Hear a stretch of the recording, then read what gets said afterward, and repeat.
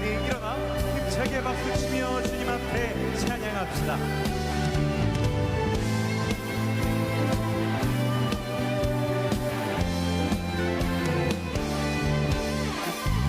이 눈에 아무 증거 아니 되어도 믿음만을 가지고 선을 걸으며 이 귀에 아무 소리 아니 들려도 하나님의 약속 위에 서리라.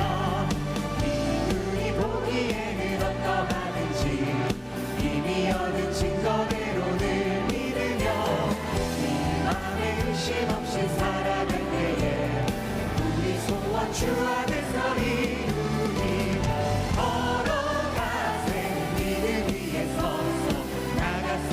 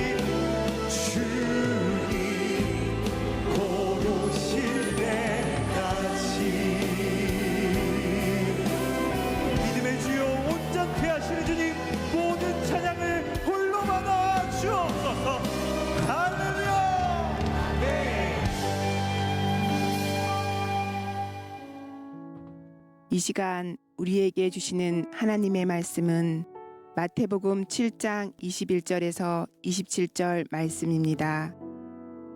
나더러 주여 주여 하는 자마다 다 천국에 들어갈 것이 아니요 다만 하늘에 계신 내 아버지의 뜻대로 행하는 자라야 들어가리라. 그날에 많은 사람이 나더러 이르되 주여 주여 우리가 주의 이름으로 선지자 노릇하며 주의 이름으로 귀신을 쫓아내며 주의 이름으로 많은 권능을 행하지 아니하였나이까 하리니 그때에 내가 그들에게 밝히 말하되 내가 너희를 도무지 알지 못하니 불법을 행하는 자들아 내게서 떠나가라 하리라. 그러므로 누구든지 나의 이 말을 듣고 행하는 자는 그 집을 반석 위에 지은 지혜로운 사람 같으리니 비가 내리고 창수가 나고 바람이 불어 그 집에 부딪히되 무너지지 아니하나니 이는 주추를 반석 위에 놓은 까닭이요 나의 이 말을 듣고 행하지 아니하는 자는 그 집을 모래 위에 지은 어리석은 사람 같으리니 비가 내리고 창수가 나고 바람이 불어 그 집에 부딪힘에 무너져 그 무너짐이 심하니라. 아멘. 이는 하나님의 말씀입니다.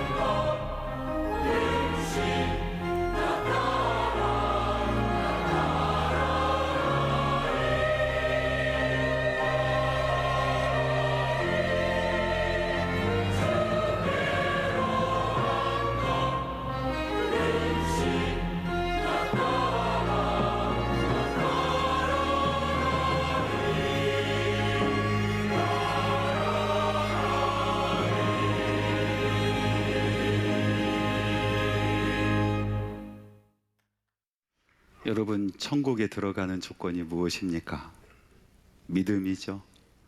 우리 예수님을 그리스도로 믿는 그 믿음, 그 믿음이 천국에 들어가는 조건입니다. 부정할 수 없는 진리요 사실입니다. 그런데 오늘 읽은 말씀 약간 우리를 당혹해 하는 말씀입니다. 마태복음 7장 21절 말씀인데요, 같이 한번 읽어볼까요? 나더러 주여 주여 하는 자마다 다 천국에 들어갈 것이 아니요 다만 하늘에 계신 내 아버지의 뜻대로 행하는 자라야 들어가리라. 이 말씀에 보니까 천국에 들어가는 조건으로 행하는 자라고 이야기하고 있습니다. 분명히 믿음으로 구원을 얻고 우리가 믿음으로 천국에 가게 되는데, 그런데 오늘 말씀은 행하는 사람, 그 사람이다라고 이야기하고 있는 것입니다. 제가 처음 전도사가 되어서 맡은 부서는 유년부였어요. 매주 설교를 준비를 하다가 한 주는 설교 본문이 부자와 거지 나사로의 본문이었어요. 제가 그 본문의 말씀을 잊지도 않고 마음속에 생각하기를, 이번 주는 우리 아이들에게 예수 믿고 천국 가자, 예수 믿고 천국 가자, 그 말씀 전해야겠다, 그렇게 생각을 하고 설교를 준비하기 시작합니다. 하나님의 말씀, 본문의 말씀을 읽고 또 읽는데 예수 믿고 천국 갔다는 얘기가 하나도 없는 거예요. 부자가 지옥 간 이유가 예수를 안 믿어서 지옥 간 것이 아니고 자기 집 앞에 있는 이 거지 나사로를 도와주지 않아서, 그 거지 나사로를 케어해 주지 않아서, 행하지 않아서 지옥에 간 거더라고요. 마음속에 얼마나 갈등이 되는지, 이 말씀을 어떻게 전해야 될까, 이리 궁리 저리 궁리 했었던 적이 있습니다. 그 후로 이 말씀은 제 믿음 생활에 있어서 아주 중요한 말씀으로 다가왔습니다. 믿음이냐 행함이냐. 천국을 위해서 여러분들 믿음으로 천국 갑니까? 아니면 행함으로 천국 갑니까? 사실 이 질문은요, 질문 자체가 잘못되어 있습니다. 왜냐하면 하나님의 말씀은 이 믿음과 행위를 분리하지 않기 때문에 그렇습니다. 정말 참 믿음이 있는 사람은 하나님의 말씀에 대한 순종이라는 그 행함으로 그 믿음이 드러나기 때문에 그렇습니다. 따로 떨어질 수가 없는 것입니다. 믿음 있는 사람들은 반드시 행하게 되어 있습니다. 그리고 그 행함은 믿음으로부터 오는 행함인 것입니다. 그러므로 행위는 있지만 믿음이 없는 것, 믿음은 있는 것 같지만 행함이 없는 것, 이것은 하나님의 나라의 그 관점에서 보면 도무지 있을 수 없는 일인 것입니다. 도무지 용납될 수 없는, 잘못돼도 한참 잘못된 것이다 라고 말씀드릴 수 있습니다. 그렇다면 믿는다는 것은 도대체 무엇입니까? 여러분, 행한다는 것이 도대체 무엇입니까? 천국에 들어가는 바른 믿음, 바른 행함, 도대체 무엇일까요?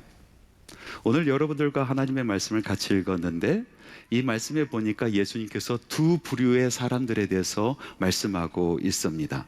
한 부류의 사람들은요, 행함이 있는 사람인데 그 믿음이 의심스러운 사람이에요. 또 한 부류에 있는 사람은 분명히 하나님의 말씀을 듣고 믿는다라고 하는데 행함이 없는 그런 사람들입니다. 그럼 먼저 첫 번째 부류의 사람들에 대해서 말씀을 나누겠습니다. 행위가 있으나 올바른 믿음이 없었던 사람들입니다. 마태복음 7장 22절에 그들을 이렇게 소개하고 있습니다. 같이 한번 말씀을 읽어보겠습니다. 그날에 많은 사람이 나더러 이르되 주여 주여 우리가 주의 이름으로 선지자 노릇하며 주의 이름으로 귀신을 쫓아내며 주의 이름으로 많은 권능을 행하지 아니하였나이까 하리니. 대단한 사람들입니다. 아주 훌륭한 사람들입니다. 권능의 종들입니다. 이 사람들은 하나님의 뜻을 선포하였고 귀신에 의해서 억누린 사람들을 해방시켜 준 사람들입니다. 많은 일에 있어서 권능을 행했었던 사람들입니다. 이렇게 엄청난 일을 했었던 사람들, 주님께 칭찬을 받았을까요? 그 다음 말씀을 같이 한번 읽어보겠습니다. 7장 23절 말씀입니다. 그때에 내가 그들에게 밝히 말하되 내가 너희를 도무지 알지 못하니 불법을 행하는 자들아 내게서 떠나가라 하리라. 당연히 칭찬을 받을 줄 알았는데 오히려 책망을 받습니다. 도무지 알지 못하니 내게서 떠나가라 라는 말씀, 얼마나 무서운 말씀입니까? 지금까지 내가 해왔었던 모든 공동탑이 한순간에 무너지는 말씀입니다. 지금까지 내가 시간을 내고 땀을 흘리고 헌신했었던 그 모든 것이 완전히 한순간에 쓰러져 나가는 그런 말씀입니다. 저는 이 말씀을 들으면서 제 마음속에 소원이 하나 생겼습니다. 사람들에게 칭찬받고 사람들에게 많이 알려지는 그런 사람보다도 예수님이 알아주는 그런 사람 되었으면 좋겠다. 많은 큰 일을 하고 엄청난 일을 하는 것보다도 예수님과 영생을 누리는 그런 사람이 되었으면 좋겠다라는 그런 소원이 생겼습니다. 오늘 말씀에 보니까 엄청난 일을 한 사람들입니다. 권능의 사람들입니다. 주님의 이름으로 많은 일을 했었던 사람들입니다. 그런데 주님께서 그들을 보시면서 도무지 알지 못하니 내게서 떠나가라 라고 말씀하고 계십니다. 도대체 이 사람들이 한 잘못은 무엇입니까? 다른 이름으로 그 사역을 했습니까? 아니, 오늘 말씀에 보니까 분명히 그들은 주님의 이름으로 사역을 하였습니다. 주님의 이름으로 그들은 하나님의 말씀을 선포하였고, 주님의 이름으로 귀신을 쫓아내었고, 주님의 이름으로 많은 권능을 행하였던 사람들입니다. 주님의 이름으로 했었습니다. 그러면 무슨 문제가 이들에게 있었을까요? 그 다음 말씀에 보니까 아버지의 뜻대로 행하지 아니하였기 때문이라고 이야기하고 있습니다. 그들의 행위는 참 놀라운 일이었고 권능의 행위였지만 아버지의 뜻과는 거리가 먼 사람들이었습니다. 아버지 뜻대로 행하지 않았다라면 무슨 뜻을 가지고 그들이 그 일들을 행했겠습니까? 바로 자기의 뜻입니다.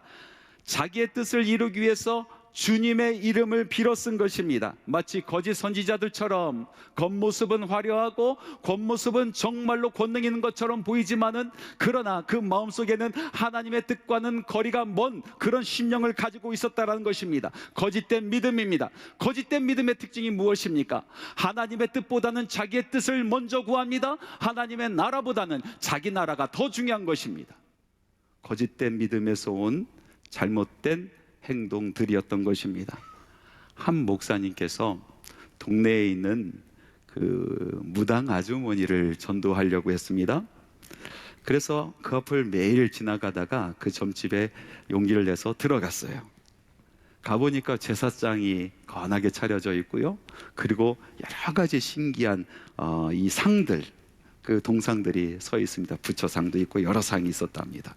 그리고 좌우의 벽에는요, 탱화들이 가득 메어져 있었습니다. 그런데 한쪽 구석에 눈을 번쩍 띄게 하는 것이 있었어요. 뭐냐면 십자가예요. 십자가가 한쪽 구석에 있는 거예요. 너무나 놀라서 이 무당 아주머니에게 도대체 십자가는 왜 갖다 놨냐고 물어봤더니, 자기가 어디서 듣기를 십자가에 능력이 있다 해서 그래서 갖다 놨다는 거예요. 처음에는 가운데 갖다 놨는데 자기가 모시는 할아버지가 너무 싫어해서 저쪽 구석으로 갖다 놨다는 거예요. 버리기는 그렇고 혹시나 해서 그대로 두었다라는 이야기입니다. 여러분, 이 무당 아주머니가 십자가에 대한 마음을 어떻게 가지고 있습니까? 십자가를 사랑합니까? 그것을 믿고 따릅니까? 전혀 그렇지 않습니다. 그 마음속에는 힘에 대한, 권능에 대한 욕망이 가득한 겁니다. 그래서 십자가가 필요한 것이죠. 혹시나 하고 버리지 못하고 있는 것입니다. 사도행전 8장의 말씀에 보면은 교회가 막 태동하고 예루살렘 교회가 크게 부흥했을 때 박해가 시작되지 않습니까? 성도들이 이제 더 이상 함께 모여서 예배할 수가 없는 지경에 놓여 있습니다. 그래서 성도들이 뿔뿔이 유대의 전 지역에, 그리고 사마리아 지역에 흩어졌습니다. 그 사람들은 가는 곳곳마다 복음의 말씀을 전했습니다. 그 말씀을 듣고 많은 사람들이 회개하고 예수께로 돌아오고 교회가 서기 시작합니다. 사마리아로 갔던 사람들은 바로 빌립 집사였습니다. 빌립 집사가 사마리아 땅에 가서 복음의 말씀을 선포했습니다. 예수 그리스도를 증언하였습니다. 그때 사람들이 마음이 변화되고 예수 믿는 사람들이 되었습니다. 그곳에 교회가 세워졌습니다. 그런데 이것은 놀라운 일이었습니다. 예루살렘에 남아 있었던 그 제자들에게는 도무지 믿겨지지 않는 그런 사실이었습니다. 어떻게 사마리아 사람이 예수를 믿을 수 있을까? 어떻게 사마리아 사람들이 교회를 세울 수 있을까? 도무지 믿어지지가 않는 것입니다. 그래서 그것을 조사하려고 파견단을 하나 보내지 않습니까? 대표적인 사람이 베드로와 요한이었습니다. 베드로와 요한이 사마리아 땅에 가보았습니다. 가보니까 정말 말 그대로 예수 믿는 사람들이 있었고 교회가 세워지는 것을 보았습니다. 너무나 감동적인 순간이었습니다. 그래서 그들이 그 교인들의 머리에 안수를 하면서 기도를 합니다. 그때 성령께서 그곳에 임하시는데 그곳에 있는 모든 사람들이 성령의 충만함을 입게 되었습니다. 바로 그때 그 자리에 시몬이라는 사람이 있었어요. 이 시몬은요, 본래 마술사였습니다. 이 당시의 마술사는 오늘날의 지식인에 속한 사람들입니다. 지금은 많이 아는 사람, 여러 가지 일을 잘 할 수 있는 사람이 사람들에게 인정을 받고 박수를 받잖아요. 그런데 그때는 희한한 일을 할 수 있는 사람이 인정받고 박수 받는 거예요. 그래서 이 시몬이라는 마술사, 많은 사람들로부터 존경받고 박수받는 그런 인생을 살았습니다. 그래서 그의 별칭이 뭐였냐면 자칭 큰 자였어요. 놀라운 일을 경험했습니다. 자기가 한 번도 경험치 못했던 엄청난 힘을 경험했습니다. 예수 믿고 어떤 사람들이 와서 안수를 하는데 그 안수하는 족족이 성령의 강건한 역사심이 경험이 되니까 이것은 정말로 눈앞에서 벌어지는 믿겨지지 않는 사실이었어요. 그래서 이 시몬이 돈꾸러미를 챙겨서 이 베드로와 요한에게 찾아가지 않습니까? 그리고 이렇게 이야기합니다. 제게 그 기술을 좀 가르쳐 주세요. 저도 손만 얹으면 성령이 임하는 그 기술을 저에게 전수해 주세요 라고 부탁을 합니다.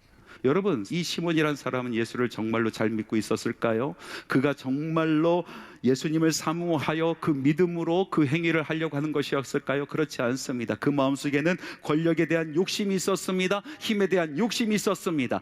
그 힘을 위해서 많은 사람들이 자기를 바라보고 많은 사람들이 자기를 울어보게 하기 위해서 예수 그리스도가 필요한 거였습니다. 마음속에는 욕심이 가득합니다. 교만한 마음이 가득합니다. 그 욕망을 채우려고 예수님은 도구가 되는 것입니다. 좀 전에 이야기 나눴었던 무당과 무엇이 다르겠습니까? 제자들은 이 시몬을 크게 꾸짖고 저주까지 하게 되었습니다. 여러분 한번 보십시오. 이 시몬이 그 자리에서 이 놀라운 권능을 갖게 되었다, 그래서 큰 일을 행하였다라고 칩시다. 그러면 그것이 정말로 하나님께서 원하시는, 하나님께서 보고자 원하시는 그런 행위였습니까? 그렇지 않습니다. 그것은 거짓된 행함이었습니다. 자기가 좋아서, 자기를 위하여, 자기의 뜻을 위하여 행했던 행함인 것입니다. 그 안에 있는 것은 거짓된 믿음이었습니다. 온전히 주님께 다 맡기고 주님을 주인으로 섬기고 그리고 따라가는 순종의 행함이 아니었던 것입니다. 그 그릇된 믿음에서 나오는 정말로 그릇된 행함인 것입니다. 하나님께서 인정하지 아니하는 그런 행함이었습니다.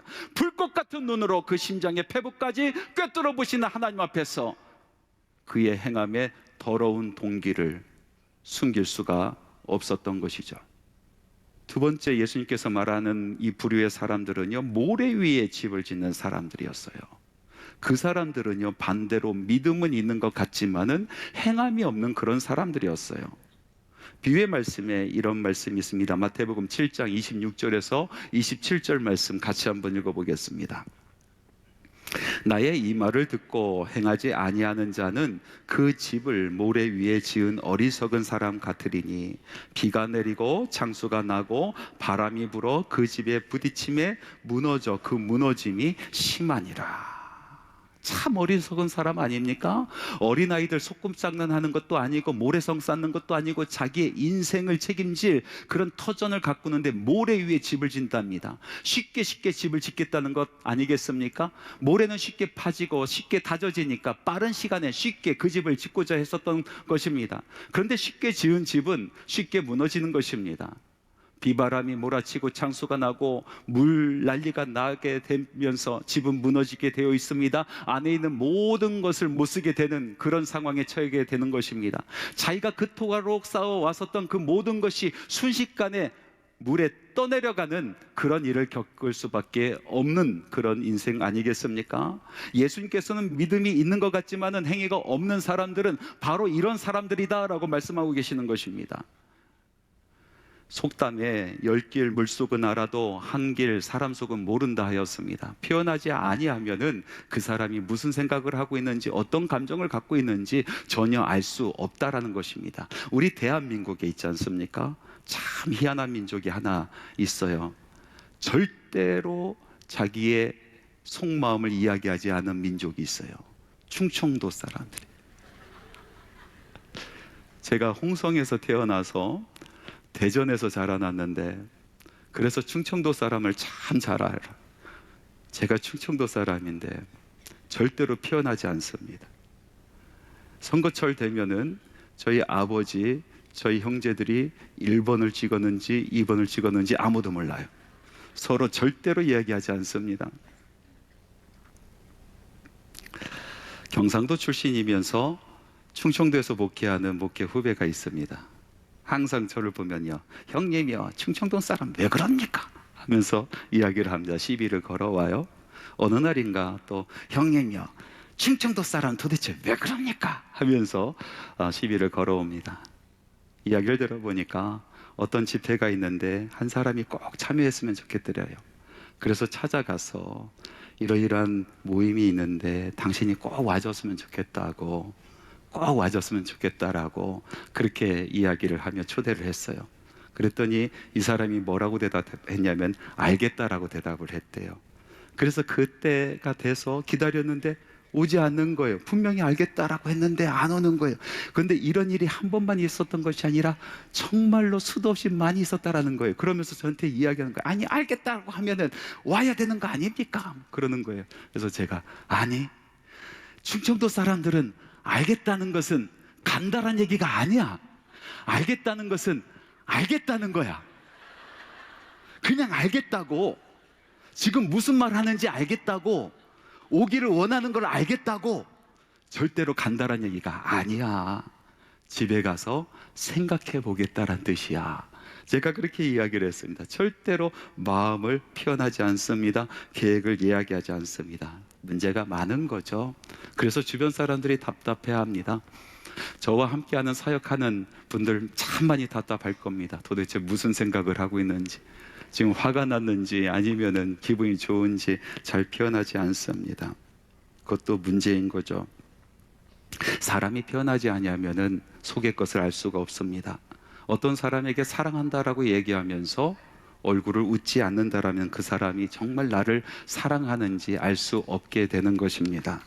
주변에 있는 많은 사람들이 나를 알기 위해서는요, 내가 표현해줘야 됩니다. 얼굴로 표현해주고 말로 표현해주고 그리고 행동으로 표현해줘야 우리 안에 있는 것을 알게 할 수 있는 것입니다. 여러분, 마음에 거짓된 것을 품고 있으면서도 겉으로 선한 척하는 것을 우린 위선이라고 부르지 않습니까? 반대로 내 마음에 정말 선한 것이 있는데 그것을 표현하지 않는 것은요, 그것을 바로 자기 기만이라고 하는 것입니다. 자기를 속이는 것입니다. 제가 아는 아주 유명한 교수님이 한 분 계십니다. 지역에 다니면서 여러 강연을 하시는 그런 교수님이신데, 공교롭게도 한 지역에서 두 교회가 이 교수님을 초대를 했어요. 그래서 내려가서 강의를 하게 되었던 거죠. 내려가서 첫 번째 교회에서 강의를 하려다 보니까 이 세미나실이 정말로 깨끗하게 잘 정리되어 있고, 그리고 강의하는 그 앞에 이 교수님을 위해서 책상이 잘 놓여 있고, 그 책상 위에 정말 깨끗하게 빨아서 다려놓은 그런 천이 덮여져 있더랍니다. 물도 정갈하게 놓여 있고요. 거기서 이제 강연을 마쳤어요. 그리고 스케줄에 따라서 다른 교회를 갔어요. 이제 세미나 시간이 다 되었는데도 그래도 사람들이 다 오지 않고 정돈이 잘 돼 있지 않습니다. 가보니까 책상도 없습니다. 그래서 급하게 책상 좀 갖다 달라니까 몇 사람 뛰어가서 책상을 들고 옵니다. 그런데 하필이면 들고 오는 것이 먼지가 가득 쌓여있는 그런 책상이었어요. 도무지 손을 놓을 수가 없더래요. 그래서 화장실 가서 자기가 화장지를 둘둘둘둘 말아서 물에 적셔서 자기 있는 부분만 닦아내고 강의를 마쳤다라는 거예요. 공교롭게도 이 모든 강연이 마친 뒤에 이 두 교회에서 똑같은 이야기를 하더라는 겁니다. 참 모시기 어려운 분을 저희들이 모셔서 영광스럽습니다. 우리들이 얼마나 기다렸는지 모릅니다. 그리고 정말로 훌륭한 강의였습니다 라고 이야기를 하더래요. 근데 이 첫 번째 초대했었던 그 교회는요, 그 사람들이 그 이야기할 때 정말로 그렇다라는 것이 느껴지더래요. 정말로 나를 그렇게 생각하고 그렇게 기다렸구나라는 것이 느껴지더래요. 그런데 이 두 번째 갔었던 교회는요, 전혀 믿어지지가 않더래요. 전혀. 여러분, 예수님의 천국의 비유 중에서 양과 염소의 비유가 있지 않습니까? 마지막 때에 온 민족을 모으시고 주님께서 심판주로 오십니다. 그리고 양의 무리와 염소의 무리를 완전히 갈라놓으시는 겁니다. 그 기준이 무엇이었습니까? 가난한 사람들, 소외된 사람들, 그리고 억눌린 사람들을 도와줬느냐, 이것이 기준이었습니다. 그래서 양의 무리는 이 가난한 사람들, 소외된 사람들을 항상 삶 가운데 보살펴줬고, 그리고 염소의 무리는 그 사람들과 상관없이 자기 뜻대로만 살아갔었던 사람들이죠. 이 말씀을 가만히 읽다 보니까 참 재미난 구석이 두 군데 있습니다. 첫 번째는 무엇이냐면, 이 양과 염소의 무리가 자기가 무슨 일을 했는지 아무것도 모르고 있는 것입니다. 양도 내가 언제 그런 일을 했습니까? 염소도 내가 언제 그런 일을 했습니까? 전혀 알지 못하고 있었다는 거예요. 그러니까 천국에 들어가려고 예수님께서 이런 것을 좋아하실까 저런 것을 좋아하실까 생각하고 이거 하고 저거 하고 그렇게 살지 않았다라는 거예요. 그냥 자기 마음속에 품고 있었던 믿음대로 살아갔다라는 거예요. 그런데 어떤 사람은 양의 모습으로 살아갔고 어떤 사람은 염소의 모습으로 살아갔다는 이야기 아니겠습니까? 두 번째 재미난 것은 이 두 무리 다 예수님을 주여 주여 주님으로 고백하고 있다는 것입니다. 양도 예수님을 주여 주님으로 고백하고 있고 염소도 예수님을 주여 주님으로 고백하고 있습니다.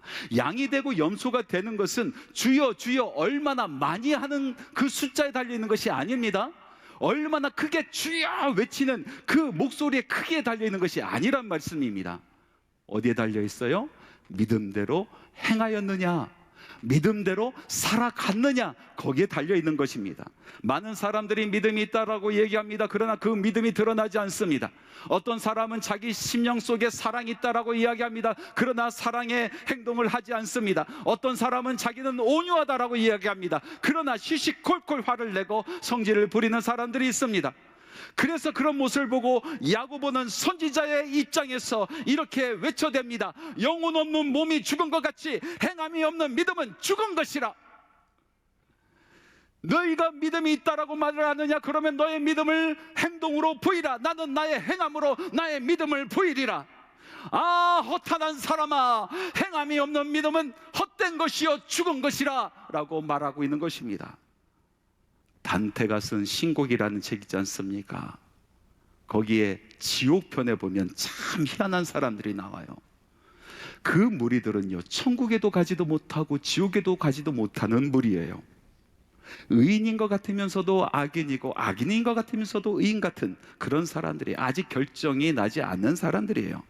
그 사람들의 특징이 뭐냐면 평생 언젠가 이 이야기만 하며 살았다는 것이에요. 그러면서 아무것도 하지 않았던 사람들입니다. 단테의 표현으로 이렇게 이야기하고 있습니다. 그들은 살았으되 살지 않은 자들이다.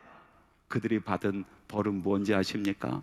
깃발을 따라서 영원토록 뛰어다니는 것입니다. 방향 없이 목적 없이 그냥 깃발 따라서 영원토록 뛰어다니는 그런 벌을 받게 되었습니다.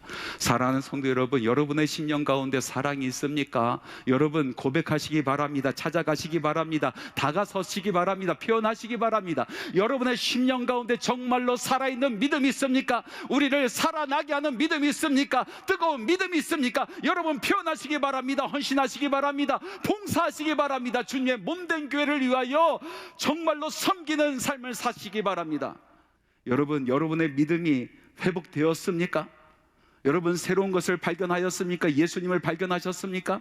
그래서 여러분들의 심령 가운데 정말로 살아있는 믿음이 있으십니까? 그러면 여러분 행동하십시오. 여러분 행하십시오. 여러분 봉사하십시오. 여러분 헌신하십시오. 여러분 손을 내밀어서 도와주십시오. 믿음은 보이는 것입니다. 믿음이라는 것은, 정말 살아있는 믿음이라는 것은 행함으로 드러나는 것입니다. 사랑하는 성도 여러분, 오늘 이 말씀을 통해서 우리는 두 가지를 돌아보기를 원합니다. 첫 번째는 나의 행함을 돌아보기를 소원합니다.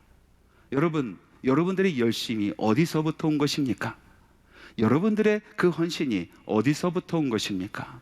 정말 예수 사랑해서, 정말 그 은혜에 감격해서, 정말 주께서 주신 그 믿음이 뜨거워서 나오는 열심입니까?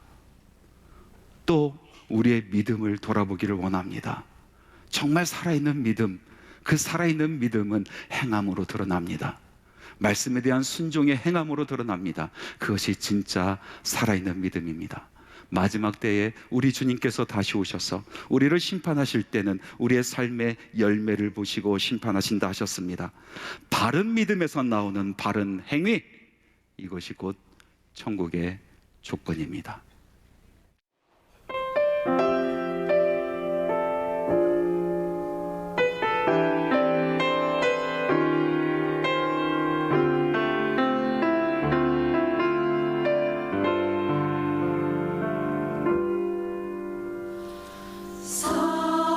사랑하는 내 딸아,